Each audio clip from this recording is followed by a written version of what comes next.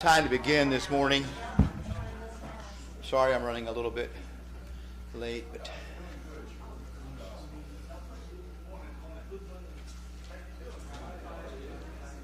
missing a few, it looks like.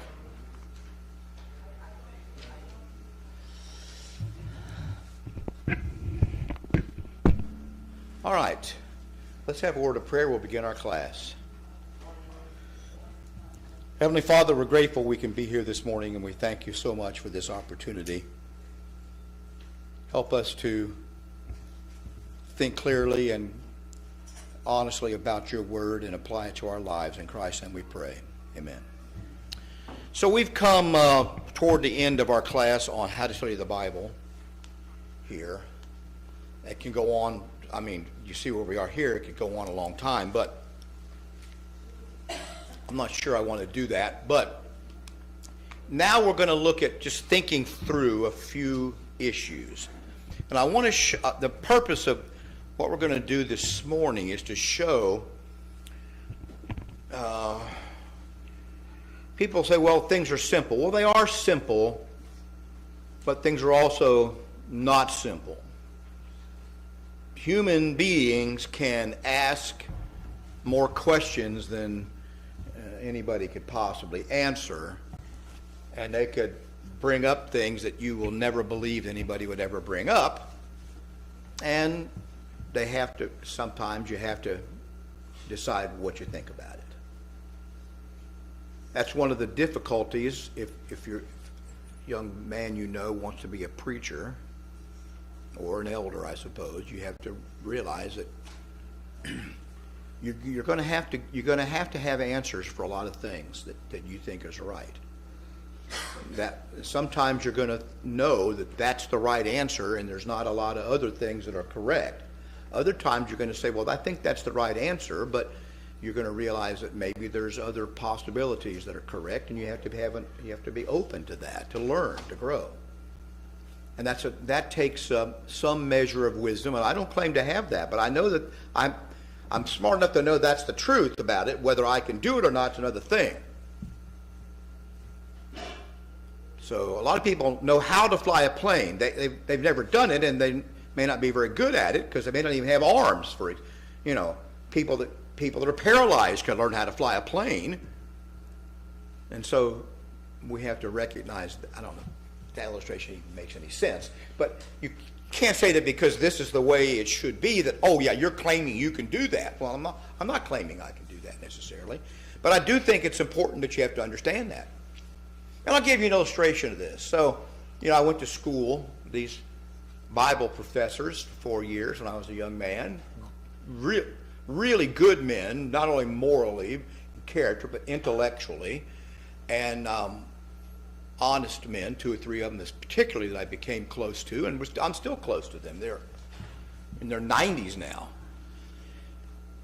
And after I've been preaching for a few years at a local church, and a smaller church as the main guy, because there was no elders or anything there, I saw one of them talking with him in his office over at the college one day, and I said, you know, you didn't basically, well, that's another conference. I said, look, what do you think about this issue? What do you think about the Lord's Supper on Sunday night? Should a church do that or not do that? And he went, well, you know, there's this way over here, and then there's this way over here, and there's this way over here. I said, Almond. I said, you don't understand. You're a professor. You can sit here in your office and go, well, there's this way, and there's this way, and there's this way. I said, when you're the preacher someplace, there's no, and there's this way.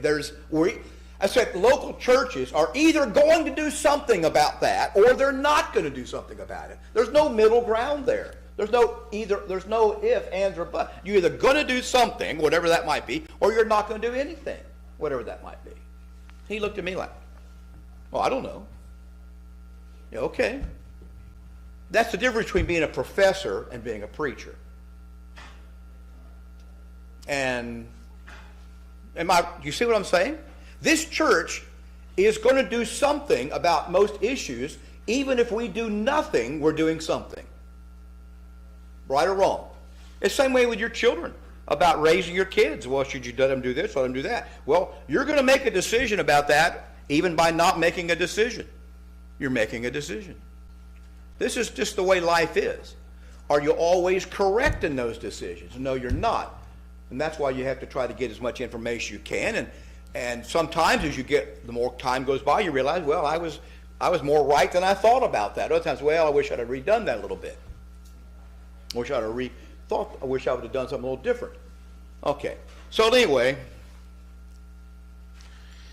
let's see if I can figure out where I was on this chart. That isn't it. Let me go back a little bit here. So we're on this section, it's in the back of your notebooks. I probably have some extra copy. I don't know if I have all of them or not. I don't think they're all finished.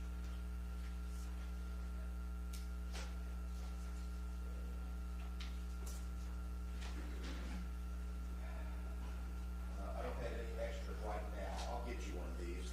I'll get you one of these if you'll let me know. I'll print some off today. This section is not printed. But in the back is this section called Is That Right? And I don't know if you can see this. This was not designed to be a projection. It's trying to look at it on a page. But I listed, 275 things, 150 things? I don't even know how many's on there. 149. Huh? 149. 149. All right. And there's more than that. A lot more than that. But you could think of. This is something I came up with just to look at. And you're supposed to categorize these things. Some of these are not even easy to categorize as either being mandatory, yet something you have to do, that's a law, that's what God's saying you should do. Some of these then are things that they're lawful, but they're not mandatory. It's okay to do them, but you don't have to do them. Other things are unlawful. They would be a sin to do them or wrong to do them, either individually or as a church. Some of these things, and these categories overlap, are expediencies. They're just one way of doing what's right. Here's the right thing to do, and there's one way to do it, and there's another way to do it, another way to do it. And you can do a right thing several ways. If I tell you to go to Dunkin' Donuts, you can walk, you can ride a bike, you can take a scooter, you can ride in a car. There's more than one right way to do that command of go to Dunkin' Donuts. That's an expediency. Now I just distracted all of you all thinking about your favorite donut and whatever. They don't have my favorites anymore. That's what happens. Life is against you. Personal liberties. Sometimes it's just a liberty. You can do it or not do it. Eating meat sacrificed to idols. Personal liberty. We'll come what that means in a moment. So I have here, I tried to group these a little bit. They're not really grouped, but some of them are grouped a little. Assembling on the first day of the week, where would you put that? Assembling on any day. Is an assembling on the first day of the week mandatory? I believe it is. We could go and look at the scriptures for that. It's not unlawful. Wouldn't be wrong. How about an assembly on any day? Can the church meet on any day of the week? Yes. Is that mandatory to meet on every day? Okay. I should have put assemble on every day. That was probably what I mean by any day. It should be every day. I don't think that's mandatory, but I think it's certainly lawful to do it that way. Might be expedient, might not be expedient, depending on the circumstance you're in. Weren't the apostles meeting in the temple daily? Yeah, they were teaching in the temple every day. That's where you come up with that. That's right. They met daily. And we have no indication that they met every day as a rule, that they had to meet every day. We certainly don't see that in the New Testament later, where the apostles are going out and teaching these various churches. We don't see them teaching these churches to have an assembly every day, public assembly every day. They could if they wanted to, but they wasn't. So we see from example and by teaching, that's what it is. Dressing up. If they were teaching, didn't Paul go to the synagogues first? They would have met on the Sabbath. They would have met on the Sabbath? Yeah, they did go to synagogues all the time on the Sabbath day. But now synagogues didn't just meet on the Sabbath day, but most of them certainly did meet on the Sabbath. And we know that the apostles targeted those synagogues as they traveled, because they knew that the Jews would be there, and they were supposed to take the gospel first to the Jews and then to the Greeks. And so they would go where people knew about the Messiah coming and find these Jews in the synagogues and teach about them. They weren't going to the synagogue to keep Moses' law and to worship according to the Old Testament. Some people, that's what Seventh-day Adventists want you to believe, but they were doing it so they could teach when they got there. And they got kicked out all the time, or a lot of the times, for talking about Jesus as the Messiah. But that wasn't, but going to the synagogue wasn't a Christian assembly of the church. It was a teaching opportunity. Dressing up for the assembly. We talked about that a little bit last week. Is that mandatory that we dress up for the assembly? As much as I'd like to say yes, I can't say that. I think you need to be decent. Like, you don't wear shorts. Well, that's what. So it's not. So it's sinful to wear shorts. No, I'm saying it's not. I'm just wondering what you're saying here, Bob. No, it's not sinful, but I would say it looks good. If I have a pair of jeans at home and a regular shirt, I wear shorts and a tank top. I don't think it's not sinful, but I don't think. We have to decide how much of that whole issue is the way we're raised. And yet, Bob is making, I think there is a point here that to be made. Every culture, I don't care what it is that they wear for their dress-up clothes or their ordinary clothes, they all have clothing that is considered to be shabby and disrespectful. You probably can't name a culture that doesn't have where they would say that is shabby and disrespectful. Maybe wearing pants to some cultures is. Isn't that pointed out when the woman decided if her husband is a non-believer to dress modestly, who is the judge of whether she dressed modestly? Well, she has to have, her behavior has to be chaste, which is another broad thing. That's right. And so, who's to judge if it's modest? Well, in that case, I would think it's her husband who is a non-believer. Yeah. Oh, Gary, you're trying to walk me off the plank, aren't you? No. What I'm trying to say is this: that passage in 1 Peter 3 is where he's referring to about a woman whose husband is an unbeliever, but when he sees you, you can win him without a word of teaching. When he sees your chaste behavior coupled with fear, and he goes on to talk about dressing appropriately or modestly for women professing godliness. Now, what he's saying is so revolutionary that he's saying men want their wife to show respect to them by how she dresses in front of other men. All men want their wife or their girl to stop showing off for other men. Oh, that's so sexist. You have no right to control me. You have no right to tell me what to do. And when you get that from a woman, you need to just walk away. She's waving red flags at you as a man. I'll just give you a little advice. You didn't ask for it. When you hear that from a woman, you got no right to tell me what to do. You need to say, next. That's what I did. Next. But no matter what the subject is, the standard he's going to use for judgment is what? Is what the scriptures say for dress. What's godly for a woman professing godliness. That unbeliever, what is his standard? Well, he's appealing to the fact that even these pagan men had an internal standard of what they considered decent or orderly for a wife with respect to him. What standard is that? I don't know what you're getting at, so I'm not going to guess. Standard of the society he lives in. Oh, yeah, it's his own society. But I think it even is deeper than standard of any society. I think it's kind of a universal thing. And it may be the specifics of it are cultural, but he's saying men have a standard. They want their wife to be loyal to them. And she would expect the same thing from him. But that's the part of it. So things have to change. Now, he's appealing to that standard. And what he says with modesty means appropriate to a woman who professes godliness. There is attire that is appropriate for an OnlyFans model. I'll just leave it. Some of you know who I'm talking about. There's attire that is modest for a stripper. It is appropriate and fitting for a stripper to wear certain kinds of clothing. Paul says you need to be a woman who wears clothing that is modest or appropriate to a woman who professes godliness, which is not the attire of a stripper. Okay? So that's the general interpretation of the passage. Now, hand in the back. You have to speak up real loud because I'm half deaf. So I think modesty is strongly influenced by society. And even if you look at like what you are allowed to wear to a hospital, hospital has standards. Government offices have standards.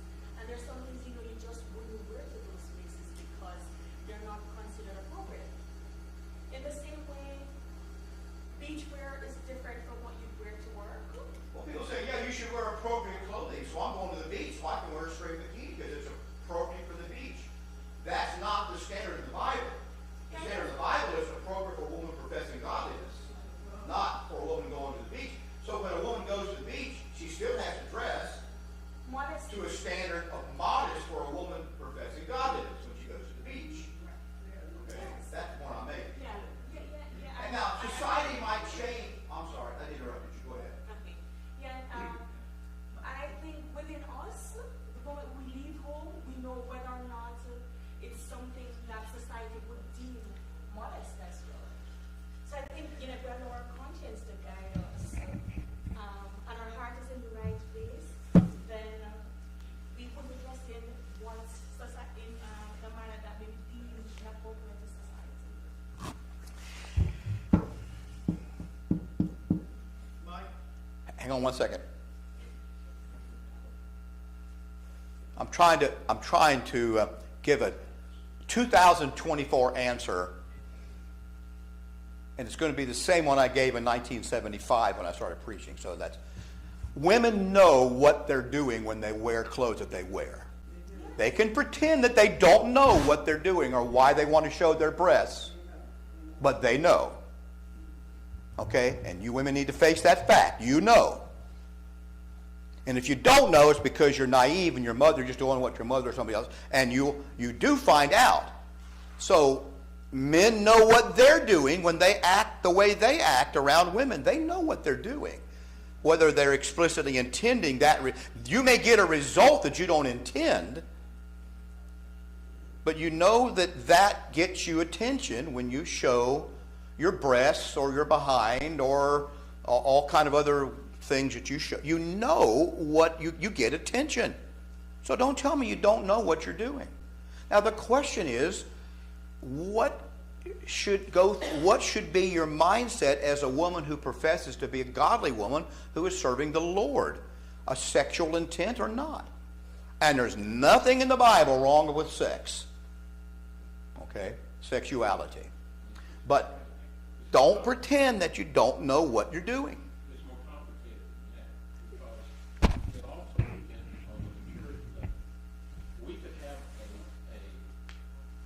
a babe in Christ come into this room that would be dressing however she felt proper in society, and it would not be viewed as proper among the more mature members. Well, I'm not talking about whether we approve of it or not. I'm only speaking of what's appropriate from God's standpoint.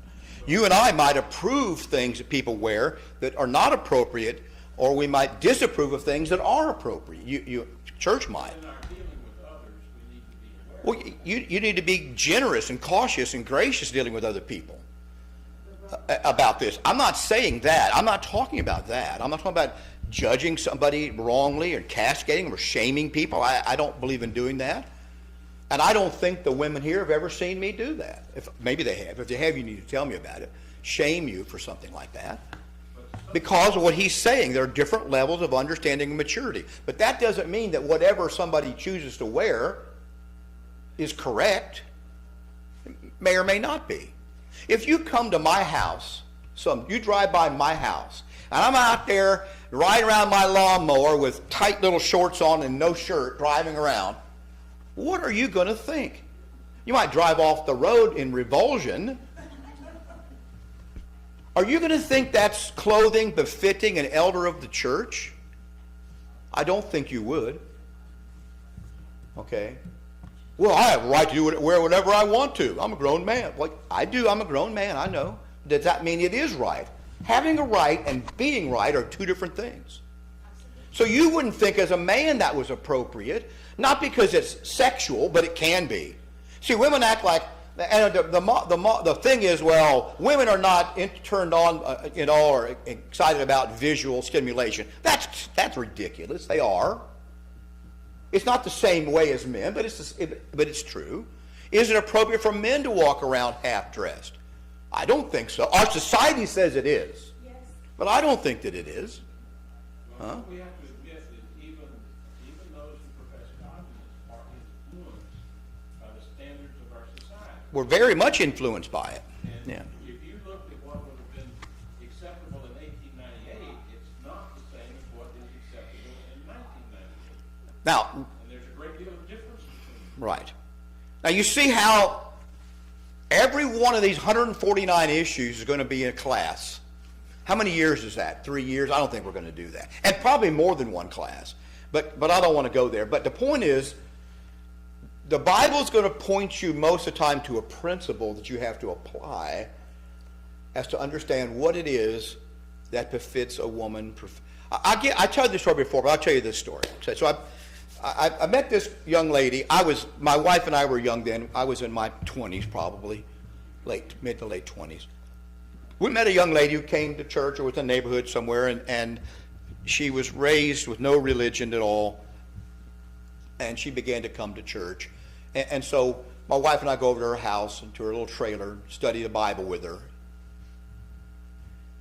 My first Bible class with her was just looking. She said, "Can I see your Bible?" And I had my Bible, because she said, "I've never held a Bible before in my hand." So she takes it, she's turning a Bible. It's just like, wow, this is amazing. We turned to the table of contents. We looked at the names of the books, and we started to try to pronounce the names. This is where we started. And she's sitting there, most of these classes, the first few weeks, we did them, in hot pants. Remember what hot pants were? Hot pants and a halter top, smoking a cigarette with a glass of beer on the table. Now, I'm not exaggerating. You can ask Judy. This is our Bible class. Okay? What do you think I said about any of those things? Not one word. Not one word about any of those things. I didn't say one word about any of that. We just studied the Bible. That's not what you needed. No. Now, after a 3 months, interesting story. She wanted to be baptized, so she was baptized. She began to come to church with people, and one day she says to me, months later, she goes, I don't really think I dress like these other ladies. So how should I dress? I said, well, you need to talk to my wife. You need to talk to Sister Jean Henderson. One the other. Talk to them about that. They know more about that than me. They can probably give you some pointers. Okay, so she changed. Next thing you know, she's changed her whole dress. And she goes, I'm going to have to. She goes, I got to stop drinking. I know from reading the Bible, this isn't good. This isn't right. So she stopped drinking. Then she gave up the cigarettes. In the course of a year and a half, all that was gone. Now, that's not true for a lot of people. Some people can't see that. But she began to sense right away that my standards are not correct. They're not the right standards. This process is happening to all of us, either going the one way or the other way. We decide who we're going to follow, what direction we're going to go. It involves our language, our thoughts, our entertainment. We decide which way we're going to go. So dressing up for the assembly has always been a flashpoint for people. When I was a young man, preachers and other men of the church always came to church in a white shirt. It isn't why I wore a white shirt today, but I should have. And a thin black tie or a solid color tie and a dark coat and a coat, a suit. Okay? That's how they came to church. Short cropped hair. Anybody remember this time? That's how people came to church. All the men did. Now, you'd see them, you see my grandfather every other day of the week, he's got overalls on because he's working out on a job site. My uncles have overalls on because they're working out on a job site somewhere. But when they came to church, they wore that. They did that because they thought that was the right thing to do. That was their best that they had.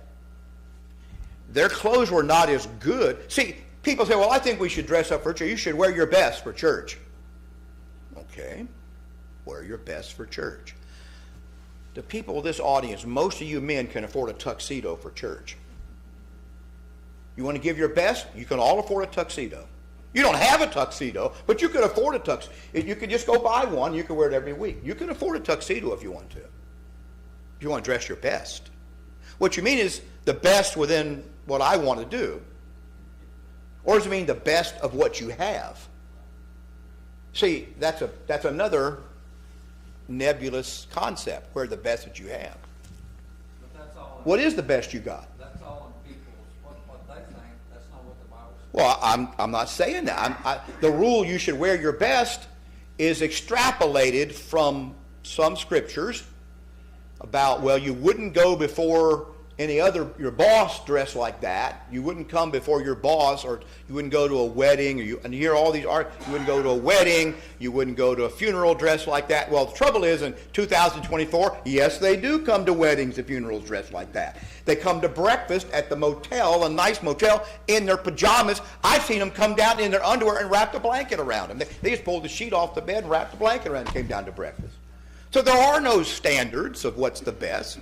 You think I'm not making that up. Now, it was Miami. I understand you.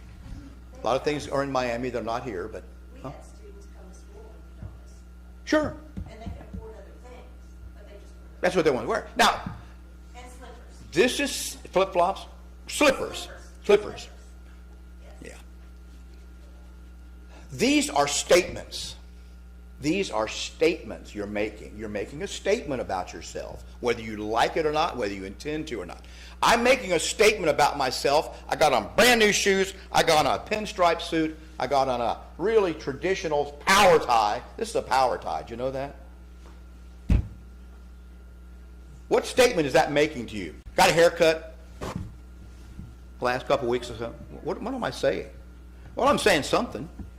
This is important. Do I intend to say something? Not really, consciously, but I am saying something. Is it good or bad? I shrugged my shoulders. Right. Huh? The lady that you talked about was watching everything everybody was wearing. That's because those ladies that was wearing like clothes. Wait a minute, Sister Janie. You said that they're wearing what because of what? The lady that she said in the church that said that she wasn't dressed in it like in the dress. But our ladies are going to be a light for someone that she said. She wasn't feel right. She had no idea. But the light that we have shown her, so we are the light. Well, I think she began to see that she wasn't in step with other Christians who she respected. That's right. These other ladies were treating her well and Nice. accepted her as a person, and she realized, I'm not in step, and I'm the one that's out of step, not them. And that's what we got to be today. And she was humble enough to say yes. But see, they weren't, the women of that church, they weren't dressed gaudily. I've been in, we had this one lady I knew, we called her Mrs. DD, me and a couple guys, it wasn't right, Mrs. Dripping with Diamonds. Mrs. DD. Because she was dripping with diamonds all the time in church. Well, now, is that modest? That's more the definition of immodest in the Bible than wearing a short skirt, dripping with ostentatious jewelry and gold and braided hair and pearls, and isn't that what it says? So that was immodest too. Nobody ever calls it out, but yes, sir. If you're gonna make us wear a coat and tie, I'm gonna have to find somewhere else to go. You're going to find somewhere else to go? Well, Bob, we can get you one if you're that poor. We don't mind. No, I'm not that poor. Oh, okay. I thought you were saying because you were too poor to buy I one. cannot stand to wear ties like that and suits. I'll have to go somewhere else. All right. All right. Did you ever wear a tie when you were a police officer? Yes. Ah, there you go. See, you'll do it for that guy, but not for the Lord. You wear it for your boss, but not for the Lord. I understand people like you. All right. Anyway, but the point is, there's nothing. You know why I wear a tie? A simple reason why I wear a tie. When I'm teaching, you'll see I wear a tie. Why is that? Because I found in my experience, and it's been proven, that people pay attention to you when you wear a tie if you're speaking to them. They will say they don't, but the studies say that they do. They respect you more and they pay more attention when you're dressed up even a little better than they are. They pay attention. If I got up here in my T-shirt that I work on my bees in, I got a T-shirt with a honeybee, one that says, I'm a beekeeper. If you see me run, you run. I could wear that shirt, something like that. Would you pay? You would say, oh yeah, we love you, Mike. We'll pay attention. Nah. Not talking about holy things. So that's a simple reason. So I taught my sons, when you have a job, you go to the job, you dress a little better than you need to, and you, especially if you're dealing with other people, you show them respect by dressing appropriately. I said it's much better to be overdressed than underdressed. I taught my sons that. It's much better, if you don't know, be overdressed than underdressed. You think that's a good rule? That's your opinion. Well, it is, and it's a correct opinion, okay? It is a true opinion. It's always better, especially if you're going to be any kind of a leader, to be overdressed than underdressed. Underdressed will get you nowhere. Overdressed might think you're an old fuddy-duddy, but it won't cost you. But is it in the? My point is that in the Bible? No, it's not, and that's what you're getting at. But yes, ma'am. Even in teaching, for those that are teachers, I know there's several in the congregation, we have found out that if the teacher dresses, that students will pay more attention. Sure. It shows the importance of the situation. You're showing the importance of what you're doing. So now that's where, listen to what I'm saying here. I'm not saying that is in the Bible per se. That's the wisdom. That's wisdom that comes from living. But I think that's where the argument's coming from for these old-fashioned people that say you should dress up for church. It's coming from that thought that in the world people respect you when you're dressed up, and it shows respect when you do that. And so why would you not do that when you come to church? Now, in our society in 2024, especially in Florida, we're much more relaxed in Florida than they are up north about these things, especially in the Midwest. It's fine to come to church in a shirt. Even Bob is dressed okay. Yeah, but there is an extent to which he could go the other way that would show he doesn't really care where he is and who he's with. Is there not? Yes, there is one. Now, I'm not going to be we don't have a rule here about that. I've known churches that have a closet back there and they have jackets, and anybody's going to wait on the table has to put on one of those jackets. If they don't have it, I got to put on one of those jackets where they can get up front. All this kind of stuff. I don't believe in that. What's that? That's like going to a restaurant I wouldn't eat. Exactly. You got to have a coat and tie on. Now, I don't want to go there. No. But I'll just make this point. How you dress day to day shows what you think of the people around you and shows what you think of yourself. It does, whether we like it or not. Okay? Whether you take a bath every week or so shows what you think of yourself and what you think of the people around you, whether you like it or not. And it's going to impact how people treat you. What's that? And it will impact how you're treated by others. I'm having so much trouble hearing you, sweetie. And that will also impact how you're treated by others. It impacts how, yes, it does. And so think about these things as a Christian when you're supposed to be a light. This is what she's saying. You're a light to the world, Jamie is, and this has an impact. But now, there's a wide variation of acceptable. I knew a preacher older than me. You go to his house. I went to his house down in Miami to see him one day. He's mowing his grass. He's got on a white shirt and tie mowing his grass with a push mower. Because he lived right next to the church building. I said, Brother Smith, I said, what are you doing? I was a bold young man. What are you doing? He said, well, I'm a preacher every day, whether I'm cutting my grass or not. And these people need to see that I respect the Lord, so I wear a tie, coat and tie when I cut my grass. Okay, nothing wrong with that, except that it's a hard game. Did that impact his neighbors positively or negatively? He thought, in his mindset, that would impact them positively. It's just as likely it impacted them negatively and said, that's a crazy person over there. Okay? So sometimes you got to think about that, don't you? It's not an easy cut and dry. And that's why the Bible doesn't give rules for this. They think, look how he's dressed, he thinks he's better than everybody else. That's what I'm saying. They could think negatively about it, and you just don't know. Now here's the other thing. Here's another aspect that comes into play in people's thinking over the years about this. They go to the Old Testament and they read that the priests in the temple had to wear certain kinds of clothing. They had to all be white. They had to all be clean. They had to be a certain length, so when he walked up the stairs, nobody could see up the garments and all this kind of stuff. And young women do the opposite. They wear the dresses so people can see up their garments when they walk up, when they kneel and when they walk up. But the priests had to dress a certain way. And they say, well, since we're all priests, we all have to dress up like the priest did. What do you think about that argument? I would say, well, it depends on what kind of clothing you're talking about. As a priest in the New Testament, I am to wear God's clothing. What is the nature of that clothing as a Christian? Is it physical or spiritual? I say yes. We all are priests. We must wear priestly garments. The question is, what are those priestly garments? Is it our actions, our character, or is it some particular piece of cloth that we wear? Well, I think you know the answer. The priestly garments we wear are the deeds of righteousness and so forth that God, Christ shows us because he's changed our hearts. That's the garments the priests we wear. Yes, you're to wear the priestly garments as a Christian.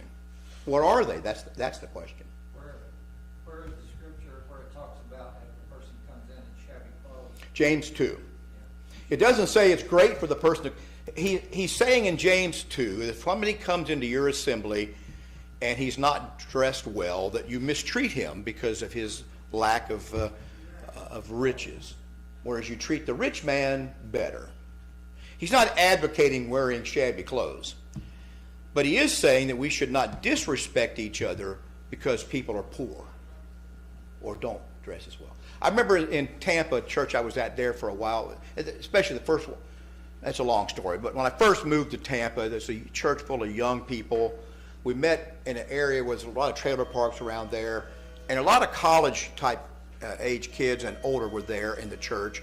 And they all had a little bit of money, in the sense of more so even than I did. And I remember one service, we had a fellow come in that lived in the area. He lived in one of the trailers in the area there. And after service, as everybody's talking, we're standing by the door, and I'm talking to this fellow.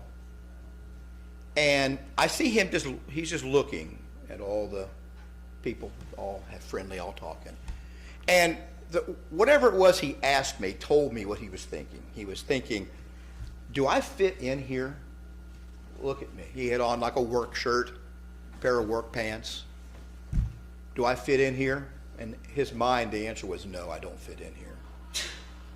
So that's the negative side of dressing up, too. Too much dressing up. That's a problem with that. Because we can tell people who do not have expensive clothes or nice clothes, people like Doug, we could tell Doug he's not welcome because he dresses shabbily.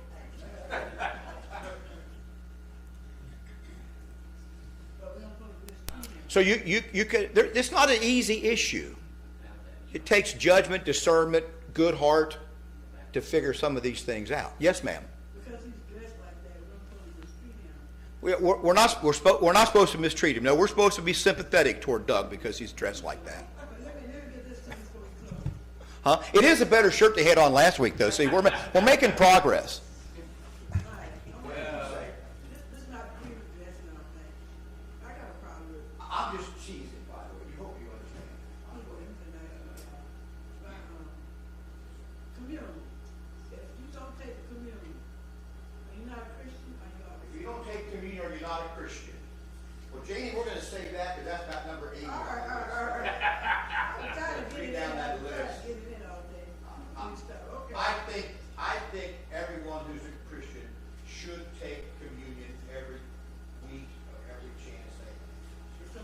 Now, there are people who refuse to do it, and they usually refuse for the wrong reasons. Yes. Like, I'm a sinner, or whatever. Well, then you need to fix that.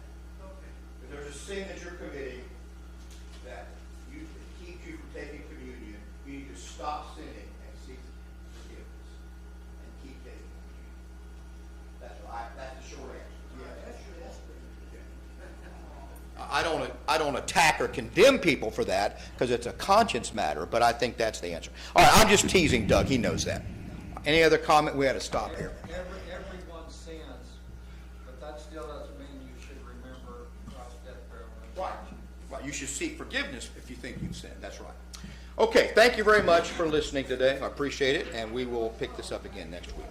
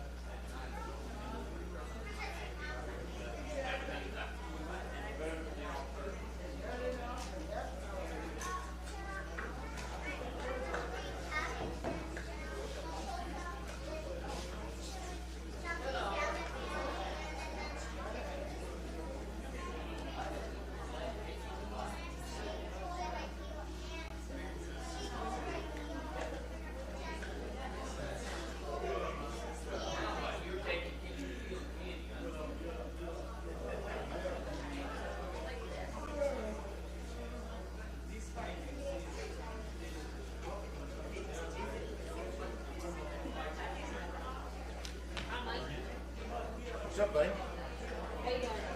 Doing good. What have you been doing? Packing up,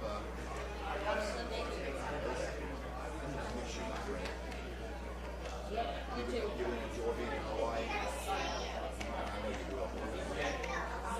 Hate for you to go away. Maybe you just fly out there. Someday. Yeah, it'd be like her taking them off It would be fun. Go preach over there. Yeah. Hey, you can be like one of those traveling preachers. Yeah. Well, I've done that before. I've never been to Hawaii, but I have. I've traveled around preaching different places. You go preach on Oahu, then you go to Maui.